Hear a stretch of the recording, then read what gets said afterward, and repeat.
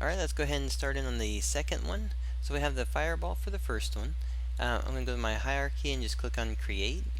Go down to particle system and go ahead and just left click and drag particle system on top of fireball. That way they're parented together. We'll rename the particle system here. Let's just call this sparkle. And the sparkle one, be sure that the position is set to 0, 0, 0. Alright, so once you have it set for this one, let's go ahead and we've got a sparkle material, so I'm going to open up my render rollout, just left click and drag the sparkle over to the material rollout there. So notice we've got this little shape going on. It's going to be the kind of the end part, little sparking pieces that come off of the fireball. We'll have it kind of set up so that it works within it. Alright, so starting up on the top part, let's go ahead and just work our way through it.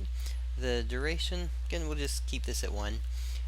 It's going to be looping. We want to have on the, get those out of the way, on the start lifetime, for this one, let's go ahead and actually do a random to it. That way it's not a constant same piece coming off of it every time in the same place.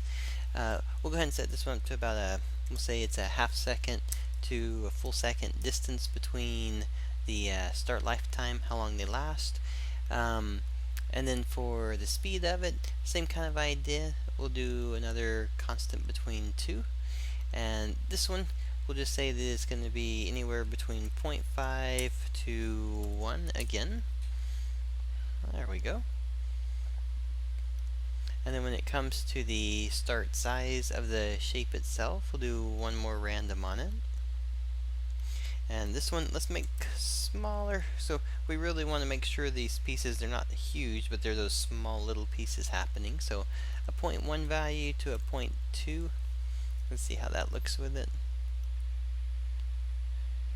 Yeah, so that's probably going to be about the right size. We want anywhere between here. You might even go to a 0.05 if you want to have even some smaller looking type pieces going with it. On the rotation, let's go ahead and do another constant between 2. We'll do the 0 to 360.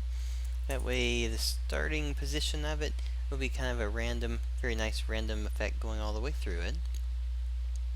For the start color, we want to choose that same type of color we have for the outside edge. I'm just going to use my color picker in that top corner and see if we can actually grab a color there. There we go. That's pretty close. We'll go ahead and make it a little bit darker here. And somewhere around there, I'm going to be going for a 188. We'll say 104. And then a little bit off of this, maybe somewhere around the 200 range. Alright. The gravity 0 and 0, we'll keep it on this one. We're going to do local for it because we still want it to kind of stay with this. We don't want it to fall away from it. On the emission type, when it comes into here, we actually just want to say that we don't want necessarily the emission happening directly from it. We'll work it into it once we get done with the rest of the pieces. But the shape for it, let's go ahead and do this one right here. The shape on this side, we're not going to want a cone, we actually want a sphere. And the sphere radius, we want this to actually be right around the sphere that we have. We'll put in about a 0.2. So then it all of a sudden looks like it's coming from the center of the shape right there. Alright, so we have the emitting area coming from there. And then we just want to do our color over lifetime. Let's go ahead and do a nice fade for this. So same kind of gradient I did. I'm just going to take the, actually, let's see, now we want to use our, we're going to click on the top alpha, take it to 0, top alpha, take it to 0, and then we'll go ahead and just do 2 points, and I'll kind of place them so that they're closer together on the left hand side. And we'll take these all the way up. There we go. So then it looks like it's just a little spark. It comes off and lasts for a while and goes away. Alright.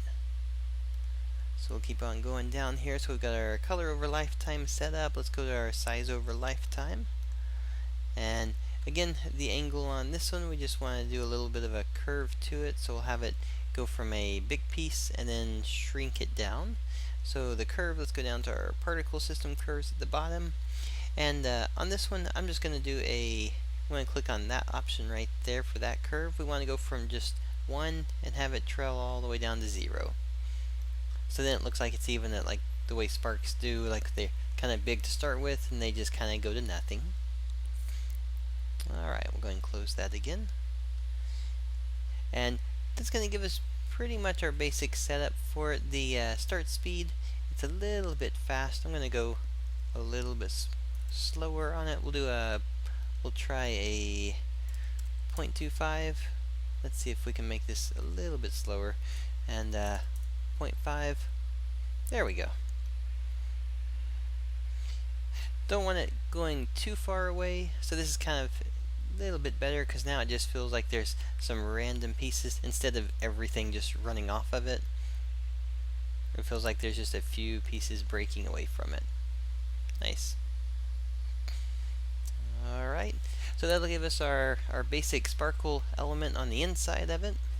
So we have our fireball on the outside, we've got the sparkle on the inside, and then we'll do a couple more pieces. We'll do a trail that'll follow behind it, and we'll do some sparkle pieces on top of the trail.